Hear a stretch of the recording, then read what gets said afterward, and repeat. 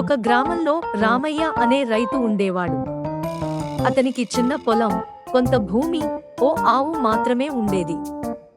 రామయ్య ఆ ఆవును తన కుటుంబ సభ్యుడిలా చూసేవాడు.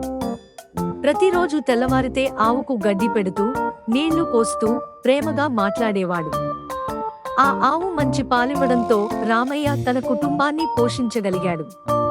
పాలను గ్రామంలో విక్రయించి కొంత ఆదాయం పొందేవాడు. ఒక రోజు గ్రామంలో కరువు పడింది. పంటలు పండలేదు. చాలా మంది రైతులు తమ పశువులను అమ్మేశారు. కాని రామయ్య తన ఆవును అమ్మలేదే. ఇది నన్ను విపత్కర సమయంలో ఆదుకుంటుంది అని నమ్ముకున్నాడు. కాలం కొద్దిగా మారింది. కురిసిన వానలతో పంటలు బాగానే పండాయి. అదే సమయంలో ఆవు కూడా పిల్ల పెట్టింది.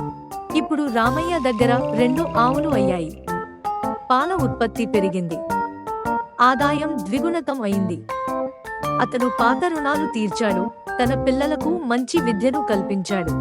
ఈ కథ మనకు ఓ మంచి పాఠం నేర్పుతుంది. విశ్వాసం, కృషి, మానవత్వం ఉంటే ఎంతటి కష్టమొచ్చినా మనం అధిగమించగలమని. మృదువైన హృదయంతో ధైర్యంగా ముందుకు వెళ్ళాలి.